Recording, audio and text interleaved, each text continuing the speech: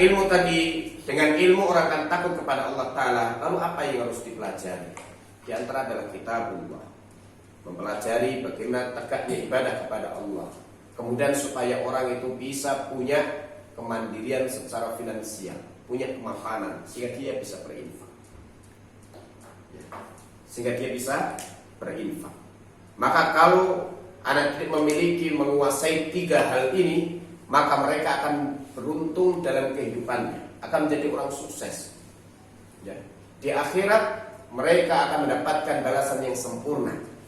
Dan berulang di dalam Al-Quran berkaitan dengan balasan untuk orang-orang beriman yang beramal saleh, selalu didahulukan balasan akhirat, lalu kemudian balasan dunia.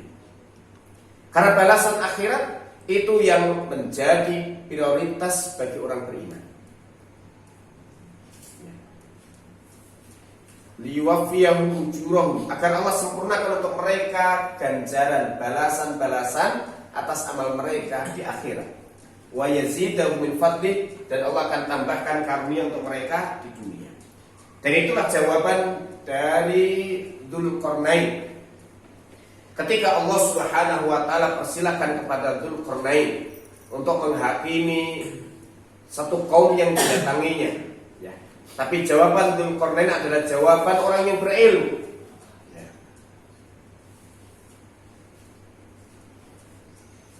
Qala amma man zalama fasawfa nu'adzibuhu tsumma yuraddu ila rabbih fayu'adzibuhu 'adzaban nukra. Dalam surah Al-Kahfi ayat 87.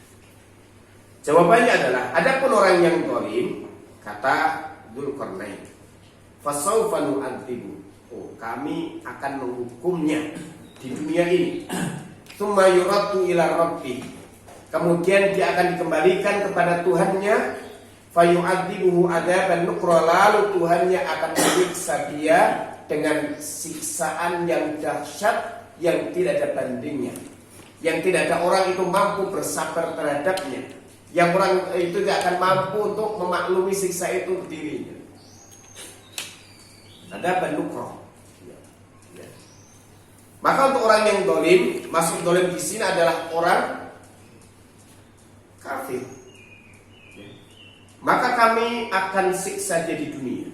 Balasan yang disebutkan pertama adalah balasan dunia, karena orientasi hidup mereka adalah dunia. Ya. Padahal balasan yang paling mengerikan adalah di akhirat. Lalu setelah mati dan dia kemudian dibangkitkan, lalu dia akan dikembalikan kepada Allah Subhanahu wa taala, dan Allah akan menyiksa mereka dengan siksa yang sangat dahsyat. Wa amma man amana wa amila shalihan, dan adapun orang beriman dan dia mengerjakan amal saleh, falahu jazaa'anil husna, maka baginya adalah balasan yang terbaik. Gimana itu? Di surga. Jadi untuk orang beriman disebutkan surga dulu. Wa sanaqulu lahu min amrina yusra, lalu kami akan berikan kemudahan-kemudahan untuknya. Di orang beriman disebutkan balasan akhirat dahulu, lalu kemudian disebutkan balasan mereka di dunia.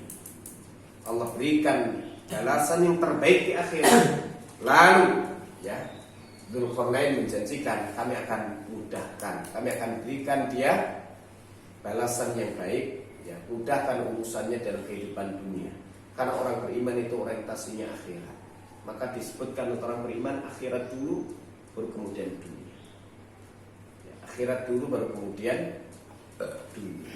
Itulah yang harus menjadi salah satu, ya, visi misi dari pendidikan Islam.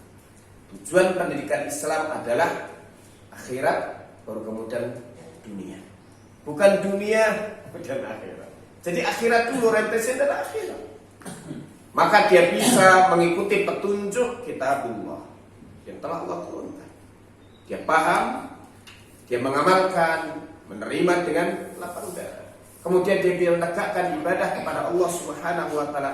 Yang ketiga adalah dia punya cakapan, ya, atau kemampuan life skill, ya, skill untuk bertahan hidup, atau skill untuk mempertahankan kehidupan, dan skill untuk bisa mendapatkan kemakmuran dalam kehidupan dunia ini, supaya dia bisa menyempurnakan tujuan utamanya, yaitu tujuan akhirat. Dan itulah yang kemudian dipegang oleh para sahabat, ya, sehingga fuqara muhajirin datang kepada Rasulullah SAW, ya Rasulullah, dhahaba ahlud dusuri bil ujur. Wahai Rasulullah, orang kaya pergi bawa pahala yang banyak. Bukan artinya ya Rasulullah, orang kaya enak sekali, ya, rumahnya ber-AC, saya miskin, ya, gerah, nyamuknya masuk kalau malam banyak. Ya Rasulullah, orang kaya itu enak sekali. Enaknya bukan dari menikmati fasilitas dunia, bukan. Dhahaba ahlud dusuri bil ujur. Orang kaya itu bisa dapat pahala yang banyak. Mereka sholat sebagaimana kami sholat, mereka puasa seperti kami puasa. Wa yatasaddaquna bi fuduli amwalihim, tapi mereka bisa sedekah dengan kelebihan harta yang mereka punya. Kami nggak bisa. Ya. Dalam riwayat yang lain, ya, dari riwayat Muslim, dari riwayat Ahmad, dua-duanya disebutkan oleh Imam An-Nawawi dalam Riyadhus Shalihin bab yang ke-13, bab kathratu turuqil khair, bab banyaknya jalan kebaikan. Dulu Ustaz Oman sudah khatam. Sudah khatam udah ya? Udah itu? Saya belum ya. Saya waktu itu ngikutin pas bab tentang keutamaan berjalan kaki masjid lah, apa kata wudhu itu. Tapi harusnya itu sudah lewat, karena dia ada di posisi bab yang ke-13, bab kathratu turuqil khair, bab anjuran memperbanyak amal, banyaknya jalan-jalan kebaikan. Ini diawali dari bab 12, bab al-hatu alal istiyadi minal khair fi awakhiril umam, bab anjuran memperbanyak amal kebaikan di usia tua, ya kan? Dan sebelumnya ada bab muraqabah, bab mujahadah, kemudian bab istiqomah di bab yang ke-8, ya. Maka bab ini harusnya betul-betul dipegang, terutama ketika orang itu sudah di usia sepuh. Lalu di usia berapa terkategori dia dalam perjalanan itu berada di usia-usia akhir. Ya, sebagian berpendapat saat dia berusia 40 tahun. Ada yang berpendapat kalau dia sudah usia 60 tahun. Ya, kalau 60 tahun jangan terlalu risau dengan urusan dunia. Sebentar lagi akan ditinggalkan. Ya. Maka kalau sudah 60 tahun masih sibuk dengan dunia, terlalaikan dari akhirat, sudah nggak ada lagi.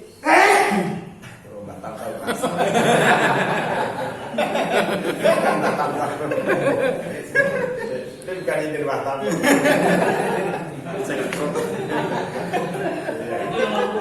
Ya, adar Allah inamriin. Allah itu tidak lagi kasih dispensasi, tidak kasih pemakluman kepada orang yang usianya diakhirkan sampai 60 tahun.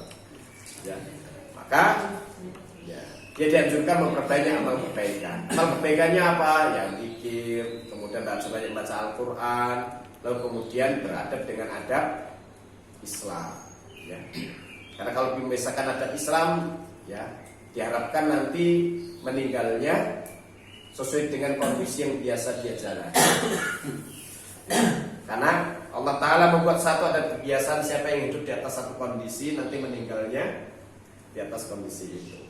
Dan siapa yang meninggal di atas satu kondisi, satu keadaan, satu kebiasaan, nanti dibangkitkannya sesuai dengan kebiasaan, dengan kondisi saat dia meninggal.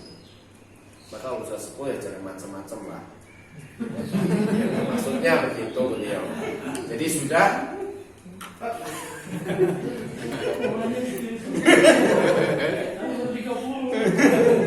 lupa tadi sempat buka grup itu kan. Jadi bukan nyinyir yang suka ngeser di grup kan.